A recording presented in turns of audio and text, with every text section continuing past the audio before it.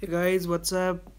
This is Ansar Sheikh here. I am an IAS officer of 2016 batch, and today I will be talking about how to stay focused on studies while preparing for any examination.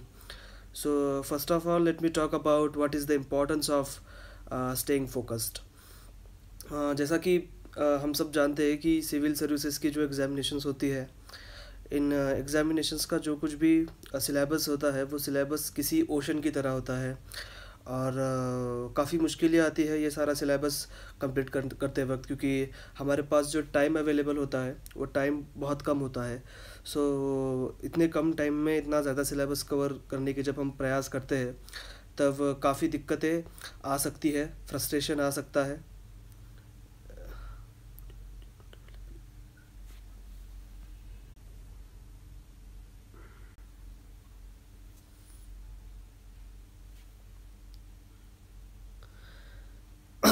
So frustration आ सकता है, tension आ सकता है, stress आ सकता है। तो ऐसे वक्त focused रहना बहुत ज़रूरी है।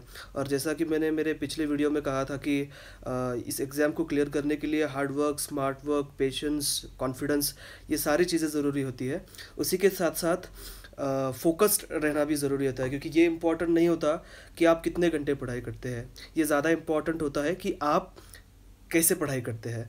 सो फोकस्ड रहना बहुत ज़रूरी है। अदरवाइज़ आप कह रहे हैं कि भाई मैं दिन में 12 घंटे पढ़ाई कर रहा हूँ, और 12 घंटे में से आप सिर्फ 5 घंटे ठीक से पढ़ाई कर रहे हैं, और बचे हुआ जो टाइम है वो आपका फोकस नहीं है, तो वो जो पढ़ाई होती है वो ज़्यादा एफिशिएंट नहीं रह सकती है। सो इन सारी चीज़ों को फेस करने के लिए हमें फोकस्ड रहना बहुत ज़रूरी है। सो अभी मैं बताना चाहूँगा कि हम फोकस्ड कैसे रह सकते हैं। उसके पहले कुछ चीज़ें, और जैसे प्रिपरेशन के वक्त जब मैं प्रिपेयर करता था खुद, तो मेरे फैमिली की काफ़ी प्रॉब्लम्स हुआ करती थी।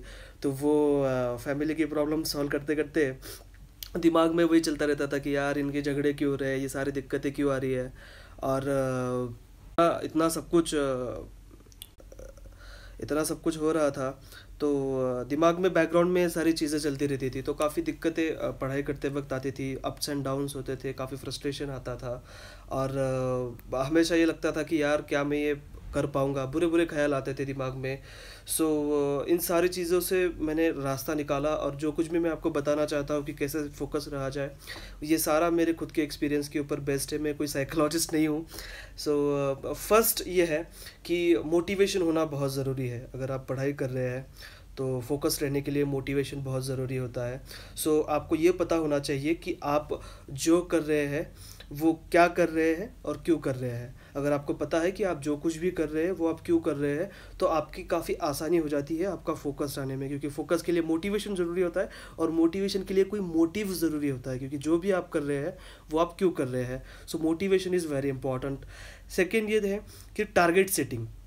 एक टाइम टेबल बनाइए कि आज एक दिन है, आज मुझे इतना सिलेबस का इतना पोर्शन कंप्लीट करना है। और बार बार अपने ब्रेन को बार बार वो पढ़िए, और अपने ब्रेन को ऐसा इन्फॉर्म कीजिए कि मुझे एक दिन में इतने टॉपिक्स आज कवर करने हैं। तो इसका एक पॉजिटिव इम्पैक्ट आपके ऊपर होता है। तो एक टारगेट होना चाहिए आपके दिन का।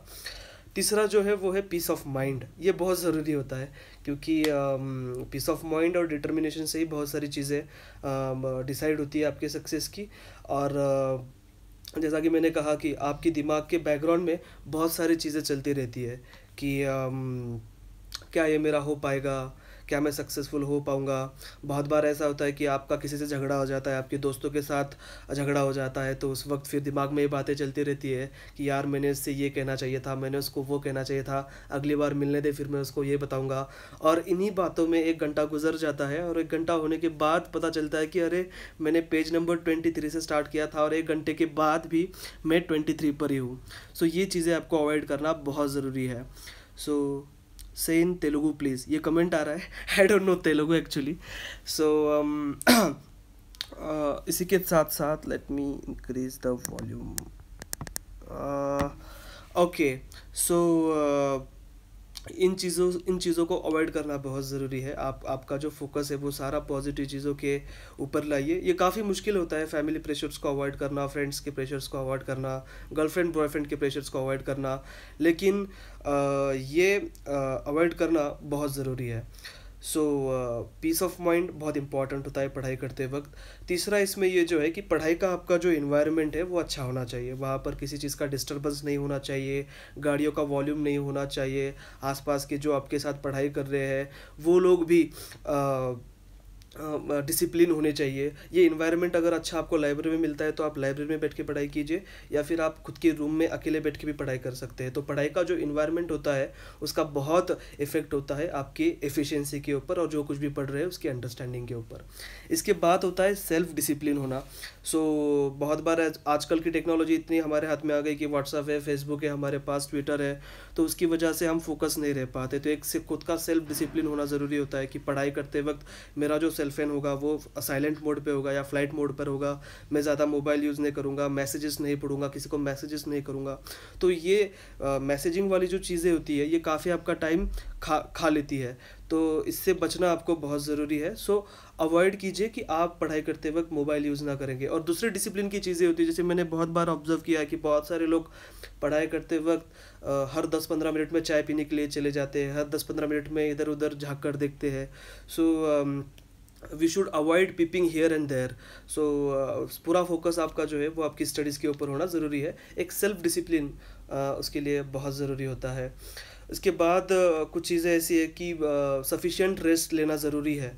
मिनिमम 6 से 7 घंटे आप सोया कीजिए। पढ़ाई करने का मतलब ये नहीं है कि आप रात में सिर्फ 4 घंटे ही सोएंगे, इसका आपके एफिशिएंसी के ऊपर बुरा असर हो सकता है। सो नींद पूरी लेना बहुत ज़रूरी है। तो 6 से 7 घंटे हमको सोना ज़रूरी है। सफिशिएंट रेस्ट कीजिए जिसकी वजह से आपके ब्रेन को एक रेस्ट मिलेगी, जिसकी वजह से एफिशिएंसी आपकी बढ़ जाएगी। सो सफिशिएंट रेस्ट लीजिए। और इसी के साथ साथ जब पढ़ाई करते हैं तो 3-4 घंटे के बाद एक 10 मिनट का पावर नैप लेना बहुत ज़रूरी होता है। फर्स्ट ऑफ ऑल मैं मेरे सारे ये जो सारी चीज़ें हैं फोकस वाली वो कंप्लीट करता हूँ, और फिर आपके ये जो सारे क्वेरीज आ रहे हैं इसके मैं जवाब देता हूँ। सो सेल्फ डिसिप्लिन और सफिशिएंट रेस्ट लेना ज़रूरी है। पढ़ाई करते वक्त 3-4 घंटे के बाद एक 10 मिनट का पावर नैप भी लेना बहुत ज़रूरी है। इसके बाद जो है फोकस रहने के लिए पढ़ाई के वक्त रेगुलर इंटरवल लिया लिया कीजिए। ऐसा नहीं कि पढ़ाई के लिए बैठ गए तो 10 घंटे ही बैठे रहे आप, ये ज़रूरी नहीं होता। आपका जो कंसंट्रेशन कोएफिशिएंट होता है उसको स्टेबल रखने के लिए हर 2-3 घंटे के बाद आप एक 5 मिनट का 10 मिनट का ब्रेक लीजिए। उस ब्रेक के वक्त जाकर फ्रेश हो जाइए, चाय पीजिए, या आपको जो जो चीज़ें आपको पसंद है वो चीज़ें कीजिए। तो रेगुलर इंटरवल लेना बहुत ज़रूरी है, जिसकी वजह से आपके ब्रेन को एक थोड़ा सा ब्रेक मिल पाए। इसके बाद जो होता है म्यूज़िक सुनना। अब मैं जब पढ़ाई करता था तो पढ़ाई करते वक्त समझो अगर मैं 10 घंटे पढ़ाई कर रहा हूँ तो उसमें से 5 घंटे जो होते थे वो 5 घंटे मैं म्यूज़िक सुनता था, मतलब म्यूज़िक सुनते सुनते मैं पढ़ाई करता था। तो ये साइंटिफिकली प्रूव्ड है कि अगर आप पढ़ाई करते वक्त म्यूज़िक सुने, लाइट म्यूज़िक, इंस्ट्रूमेंटल म्यूज़िक, वो म्यूज़िक अगर आप सुनते हैं तो उस म्यूज़िक का ही बहुत अच्छा इफ़ेक्ट आपके पढ़ाई के ऊपर हो सकता है। लेकिन फिर म्यूज़िक सुनने का मतलब ये नहीं कि आप धांगड़ धिंगा सुने, या फिर दिल मेरा तोड़ दिया उसने बुरा क्यों मानूं, या फिर दिल तोड़ दिया तूने बेवफा, या अच्छा सिला दिया तूने मेरे प्यार का। ऐसे अगर आप सॉन्ग सुनोगे तो इसका नेगेटिव इफ़ेक्ट आपके ऊपर होगा। सो अच्छा म्यूज़िक सुनिए, लाइट म्यूज़िक सुनिए, और इंस्ट्रूमेंटल म्यूज़िक सुनिए। इस म्यूज़िक का बहुत अच्छा इफेक्ट आपकी पढ़ाई के ऊपर होगा। मैं आज भी बहुत ज़्यादा म्यूज़िक सुनता हूँ। और लास्ट है कि मेडिटेशन कीजिए। वैसे मैंने तो ज़्यादा किया नहीं है, लेकिन मैंने सुना है कि म्यूज़िक सुनना, सॉरी, मेडिटेशन करना अच्छा होता है पढ़ाई के वक्त। तो योगा वगैरह कीजिए, फिज़िकल एक्सरसाइज कीजिए, इनका बहुत अच्छा इफेक्ट आपके फोकस रहने पर होगा। तो ये सारी चीज़ें आपको बताना चाहता था कि फोकस कैसे रहा जाए स्टडीज़ के ऊपर। अब आपके जो मुझे आ रहे हैं सॉन्ग्स, आपके जो सवाल आ रहे हैं इनमें से कुछ सवाल मैं समझ नहीं पा रहा हूँ। सो बस यही चीज़ें थी आपसे बताना। सो ऑल द बेस्ट आपके लिए, और फिर मिलेंगे। Thank you very much, bye.